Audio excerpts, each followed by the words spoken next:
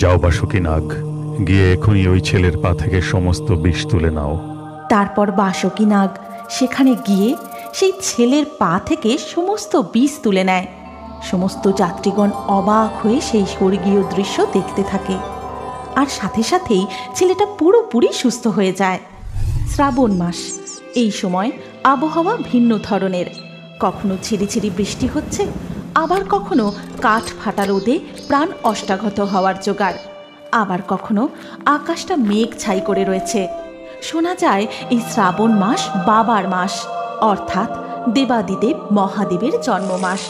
তাই আবারও শয়ে শয়ে ভক্তগণ বেরিয়ে পড়েছে তারকেশ্বরে বাবার মাথায় জল ঢেলে বাবাকে সন্তুষ্ট করতে।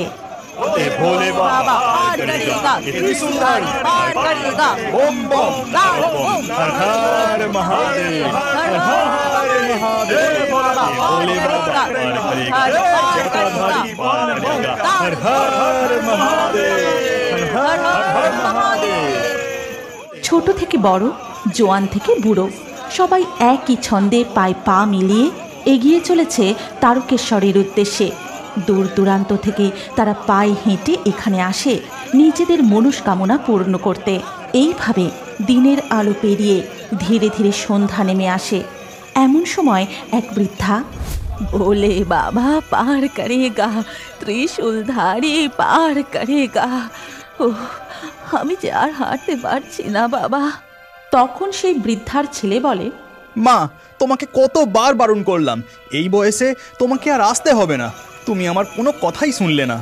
এবারে না হয় আমি একাই আসতাম। না রে খোকা, যতদিন বাবা টানাচ্ছে ততদিন যাই, বাবা না ডাকলে কি কেউ আর যেতে পারে? ঠিক আছে ঠিক আছে, হ্যাঁ এখন তুমি ওই ফাঁকা জায়গাটায় বসে একটু জিরিয়ে নেবে, চলো তো, তারপর না হয় যাওয়া যাবে। তারপর বৃদ্ধার ছেলে ধরে ধরে বৃদ্ধাকে নিয়ে যায়, কিন্তু হঠাৎ করে অন্ধকারে ঘাসের মধ্যে সে একটা সাপের লেজে পা দিয়ে দেয়, আর পা দিতেই কি হলো, কি হলো খোকা তোর, তুই এইভাবে চিৎকার করলি কেন? ততক্ষণে বৃদ্ধার ছেলের মুখ দিয়ে ফেনা বেরোতে শুরু করেছে। তখন পাশের এক ব্যক্তি বলে, কি এই ছেলেকে যে সাপে কেটেছে, ওই দেখো সাপটা যাচ্ছে।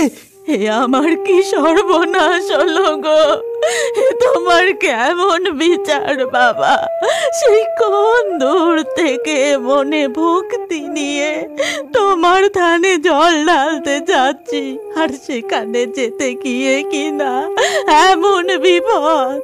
রক্ষা করো বাবা, রক্ষা করো, আমার ছেলের প্রাণ তুমি ফিরিয়ে দাও। তখন স্বর্গে বসে দেবাদিদেব মহাদেব, তোদের শ্রদ্ধা ও ভক্তি দেখে আমি সন্তুষ্ট হয়েছি। আমি আমার কোনো ভক্ত বা যাত্রীগণকে কখনো নিরাশ হতে দেব না। সমস্ত বিপদে আপদে তোদের পাশে ঢাল হয়ে থাকব। যাও বাসুকি নাগ, গিয়ে এখনই ওই ছেলের পা থেকে সমস্ত বিষ তুলে নাও। মহাদেবের আদেশ মতো বাসুকি নাগ মহাদেবের গলা থেকে নেমে মর্তে সেই যাত্রীদের কাছে যায়। তাকে দেখে এক যাত্রী বলে ওঠে, ওই দেখো আরো একটা কালো সাপ আসছে, এক্ষুনি ওটাকে মেরে ফেলো, না হলে আবার কাউকে কামড়ে দিতে পারে। না না, এই সাপটাকে মেরো না গো, এই সাপটাকে দেখেই অলৌকিক মনে হচ্ছে, নিশ্চয়ই প্রভু রক্ষা করবেন। তারপর বাসুকি নাগ সেখানে গিয়ে সেই ছেলের পা থেকে সমস্ত বিষ তুলে নেয়। সমস্ত যাত্রীগণ অবাক হয়ে সেই স্বর্গীয় দৃশ্য দেখতে থাকে, আর সাথে সাথেই ছেলেটা পুরোপুরি সুস্থ হয়ে যায়। জয় ভোলা মহেশ্বরের জয়, জয় দেবাদিদেব মহাদেবের জয়, জয় দেবাদিদেব মহাদেবের জয়। তারপর সেই বৃদ্ধার ছেলে বৃদ্ধাকে কাঁধে তুলে নিয়ে এগিয়ে চলে। এমনই এক সোমবারে তারকেশ্বরের মন্দিরে জল ঢালতে বেরিয়ে পথের পাশে এক চায়ের দোকানের সামনে চার বন্ধু, কিরে ভাই, অনেকক্ষণ তো বিশ্রাম নেওয়া হলো, এবার চল হাঁটা শুরু করি। আরে এখনো অনেক পথ হাঁটতে হবে যে। না রে ভাই, আমি আর পারছি না, আমার পা দুটো একদম চলছে না, আমি আর যেতে পারবো না, আমি এখান থেকে ট্রেন ধরে বাড়ি ফিরে যাচ্ছি। হ্যাঁ ভাই, তোরা যা ভাই, আমিও রাহুলের সাথে বাড়ি ফিরে যাচ্ছি রে।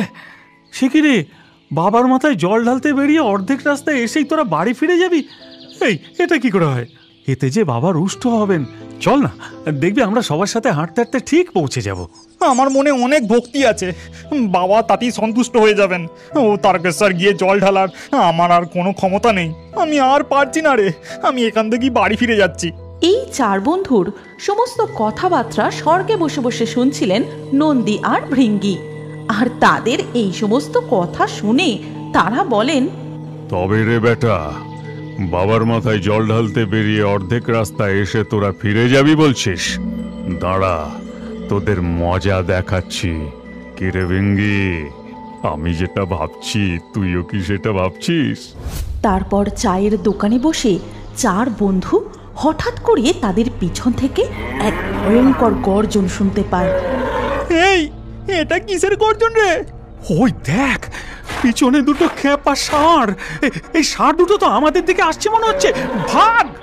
তারপর সেই ষাঁড় দুটো তাদেরকে তাড়া করতে থাকে, আর চার বন্ধু ঊর্ধ্বশ্বাসে সেখান থেকে দৌড়তে শুরু করে।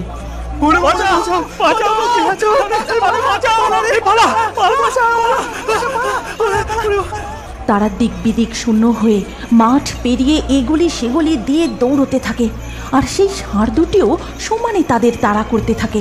তারা যেদিকেই যায় সেই ষাঁড় দুটিও তাদের পিছু নিতে থাকে। এইভাবে দৌড়তে দৌড়তে তারা প্রচণ্ড হাঁপিয়ে গিয়ে একটা জায়গায় গিয়ে থামে। তারপর মাথা তুলতেই দেখতে পায় তারা একদম মন্দিরের গেটের সামনে এসে দাঁড়িয়েছে। এরপর পিছন ফিরে দেখে যে সেই ষাঁড় দুটিও আর তাদের পিছনে নেই। চার বন্ধু বাকরুদ্ধ হয়ে শুধু একে অপরের মুখের দিকে তাকিয়ে থাকে। আর ওদিকে তখন দুধ পুকুরে, মা মা, আমি একটু জলে নেমে স্নান করে আসবো, জলটা দেখে আমার খুব স্নান করতে ইচ্ছা করছে।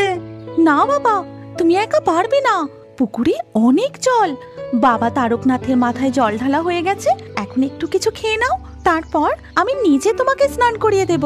কিচ্ছু হবে না, যাই না একটু, আমি পেটে জলে নামবো না, এই সামনেই স্নান করে চলে আসবো। না সোনা, তোমায় বারণ করলাম না আমি। কিন্তু মায়ের চোখের পলক পড়তেই ছেলেটি পুকুরের দিকে নামতে থাকে, আর ঠিক তখনই ঘাটের শ্যাওলায় পা পিছলে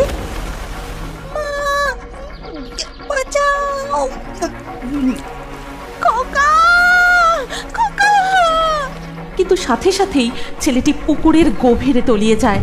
বাচ্চা ছেলেটির মা পাগলের মতো কাঁদতে থাকে, কেউ আমার ছেলেকে বাঁচাও, আমার ছেলে যে জলে তলিয়ে গেল। হে বাবা, হে বাবা, দেবাদি দিয়ে মহাদেব, হে তোমার কেমন লীলা, তুমি তো আমার কোল ভরিয়েছিলে বাবা, তবে আজ কেন আমার কোল খালি করে নিচ্ছ? দিন রাত তোমার ধানে পড়ে থাকবো বাবা, শুধু আমার ছেলেকে ফিরিয়ে দাও, আমার ছেলেকে ফিরিয়ে দাও বাবা। ঠিক তখনই হঠাৎ করে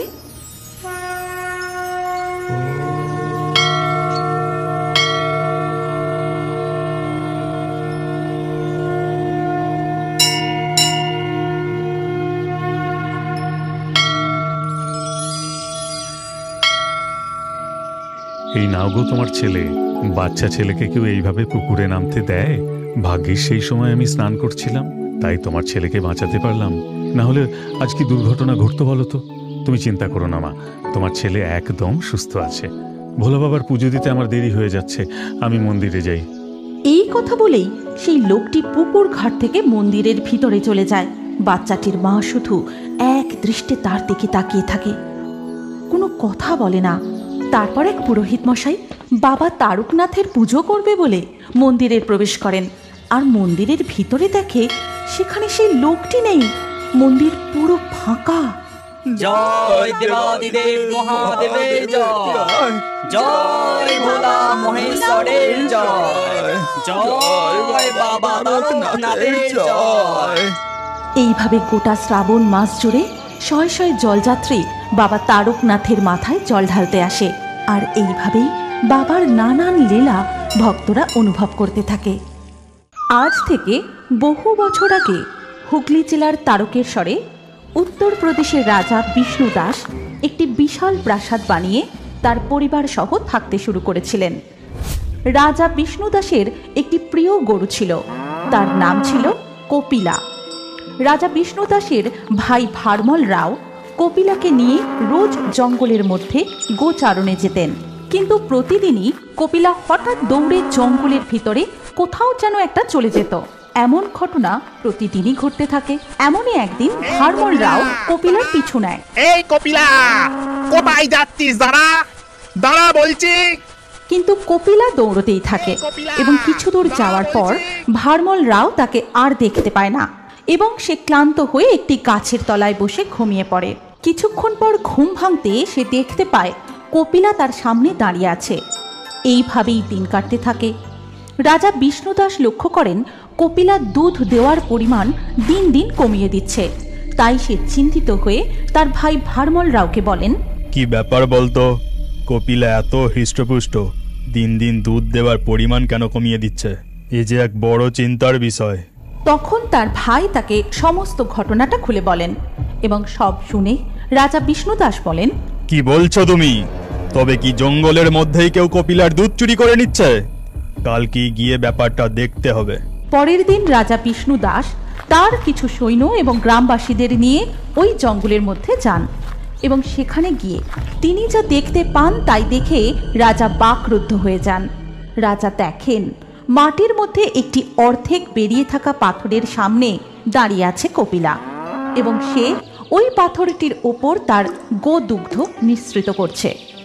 এই দৃশ্য দেখে গোটা গ্রামবাসী হতবাক হয়ে পড়ে এবং তারপর মাটি খুঁড়ে সেই পাথরটিকে তুলে আনা হয়। রাজা স্বয়ং সেই পাথরটিকে তার গৃহে নিয়ে যান এবং সেই রাত্রেই রাজা স্বপ্নে দেখেন, বিষ্ণুদাস, ওঠো বিষ্ণুদাস, ওই পবিত্র পাথরের মধ্যে স্বয়ং আমি বিরাজমান। আমি তোমাকে আদেশ করছি, তুমি এখানে আমার একটি মন্দির প্রতিষ্ঠা করবে, যার নাম হবে বাবা তারকনাথের মন্দির। আর তুমিই হবে আমার মন্দিরের প্রধান পুরোহিত। আর এই মন্দিরের নাম অনুযায়ী এই স্থানের নাম হবে তারকেশ্বর। এমন স্বপ্ন দেখে রাজার ঘুম ভেঙে যায় এবং পরের দিন থেকেই তিনি মন্দির নির্মাণের কাজ শুরু করেন। এইভাবেই প্রতিষ্ঠা হয় তারকনাথ বাবার মন্দির এবং রাজা বিষ্ণুদাস হয়ে ওঠেন ওই মন্দিরের প্রধান পুরোহিত। এরপর কেটে যায় বহু বছর। বাবা তারকনাথের মহিমার কথা ছড়িয়ে পড়ে দেশ বিদেশের নানান প্রান্তে। আজও বহু দূর দূরান্ত থেকে লক্ষ লক্ষ ভক্তগণ শ্রাবণ মাসে বাবার মাথায় জল ঢালতে আসেন তাদের মনস্কামনা পূর্ণ করতে।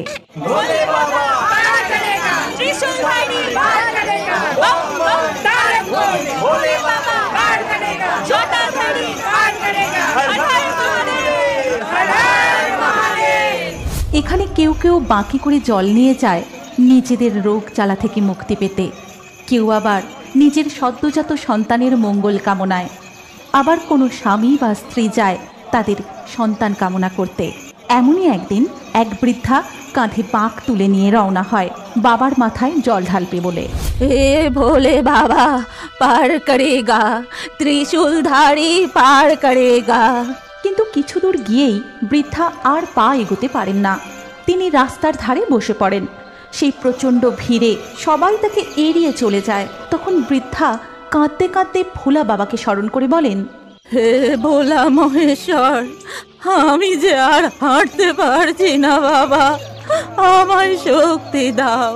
তোমার মাথায় জল ঢেলে আমি দু চোখ বন্ধ করলে তবেই মুক্তি পাবো বাবা। জয় জয় ভোলা মহেশ্বরের জয়। এদিকে স্বর্গে বসে মহাদেব ও মাতা পার্বতী সমস্ত ঘটনাটা দেখেন এবং মাতা পার্বতী বলেন, স্বামী, এ আপনার কেমন লীলা? আপনার এমন পরম ভক্ত সে কোন দূর থেকে ছুটে এসেছে আপনার মাথায় জল ঢেলে পূর্ণ অর্জন করবে বলে, আর আপনার সেই ভক্ত এত কষ্ট পাচ্ছে দেখেও আপনি যাবেন না? আমি অবশ্যই যাব পার্বতী, আমি আমার কোনো ভক্তকেই কখনো নিরাশ করি না। এই বলে মহাদেব সেখান থেকে অদৃশ্য হয়ে সেই বৃদ্ধার কাছে যান আর বলেন, বুড়িমা, ও বুড়িমা, বলি এই বয়সে তুমি কিনা কাঁধে বাঁক নিয়ে বেরিয়েছো বাবার মাথায় জল ঢালবে বলে? এই বয়সে তুমি এসব পারো? এখন এসো, চড়ে বসো দেখি আমার কাঁধে, আমি তোমায় নিয়ে যাচ্ছি বাবার মন্দির পর্যন্ত। কে কে বাছা তুমি? এমন ভোলা মহেশ্বরের মতো সেজেছ? ও বুঝেছি, তুমি হচ্ছ বহুরূপী। সে তুমি যা ইচ্ছা ভাবো, এখন তাড়াতাড়ি আমার কাঁধে বসো, অনেক পথ যেতে হবে। তারপর মহাদেব বৃদ্ধাকে কাঁধে তুলে নিয়ে যেতে থাকেন এবং মন্দিরের সামনে পৌঁছে তাকে নামিয়ে দিয়ে বলেন, যাও বুড়িমা, এবার তোমার ভোলে বাবার মাথায় জল ঢেলে এসো। তখন বৃদ্ধা তার ঝোলা থেকে 2 টাকা বার করে তাকে দিতে গিয়ে দেখে, এই নে বাবা, এই 2 টাকা তুই। হে কি, কোথায় গেল, কোথায় গেল ছেলেটা? তবে কি, জয় জয় ভোলা মহেশ্বরের জয়, জয় বাবা ভোলা মহেশ্বরের জয়। এরপর লক্ষ লক্ষ ভক্ত বাবার মাথায় দুধ জল ঢালতে থাকে। এদিকে মন্দিরের বাইরে দেখা যায় কতগুলো বাচ্চা ছেলে মেয়ে খিদের জ্বালায় বসে বসে কাঁদছে। আর যত দর্শনার্থী যাচ্ছে বাচ্চাগুলো তাদেরকে বলছে, আমাদের 2 খেতে দাও না গো, বহুদিন আমরা কিছু খেতে পাই না। তোদের এখন কি খেতে দেবো রে? যা সরে যা বলছি, একদম আমায় ছুবি না। কোথায় না কোথায় নোংরা জায়গায় ঘুরে বেড়াস। ওই যে তোমাদের ঘটিতে দুধ আছে, আমাদের একটু দুধ দাও না গো। সত্যি বলছি, আমরা অনেক দিন কিছু খেতে পাইনি, একটু খেতে দাও না গো। এই দুধ বাবার মাথায় ঢালার জন্য এনেছি, তোদেরকে খাওয়ানোর জন্য নয়। সরে যা বলছি, সরে যা এখান থেকে। এই বলে তারা সেখান থেকে চলে যায়। স্বর্গে বসে মহাদেব ও মাতা পার্বতী এই দৃশ্য দেখে বলেন, স্বামী, এ আপনার কেমন অবিচার! লক্ষ লক্ষ দর্শনার্থী আপনার মাথায় দুধ ঢালছে, অথচ এই ছোট্ট ছোট্ট দুধের শিশুগুলো খাবারের অভাবে। না না, এই দৃশ্য যে চোখে দেখা যায় না, এভাবে তো পূর্ণ অর্জন হয় না। ওরাও যে আপনার সন্তান, আপনি কিছু একটা করুন প্রভু। তারপর মহাদেব সেখান থেকে অদৃশ্য হয়ে ওই বাচ্চাগুলোর সামনে যান আর বলেন, তোদের খুব খিদে পেয়েছে তাই না বাছা? হ্যাঁ, কিন্তু তুমি কে? এমন শিব ঠাকুরের মতো সেজেছ কেন? ও, তুমি বুঝি বহুরূপী? হ্যাঁ হ্যাঁ, আমি বহুরূপী। এখন আই দেখি, এই খাবারগুলো খেয়ে নে।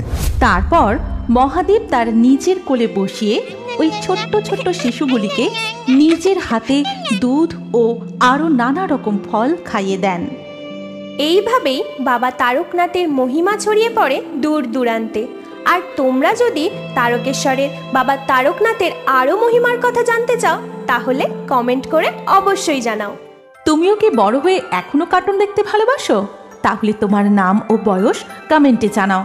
আমরা লাকি ড্রয়ের মাধ্যমে তোমার নাম দিয়ে নতুন কার্টুন ভিডিও তৈরি করব। আর আমাদের ফেয়ারিটুনস বাংলা কার্টুন চ্যানেলটি এক্ষুনি সাবস্ক্রাইব করে নাও, যাতে পরবর্তী ভিডিওতে তোমার নাম দিয়ে কার্টুনটি দেখতে না ভুলে যাও। আর আমাদের আরও একটি জনপ্রিয় কার্টুন দেখার জন্য স্ক্রিনের উপর আসা এই ভিডিওটিতে এক্ষুনি ক্লিক করো। কি ভাবছো? তাড়াতাড়ি ক্লিক করে দেখো এই জনপ্রিয় ভিডিওটি।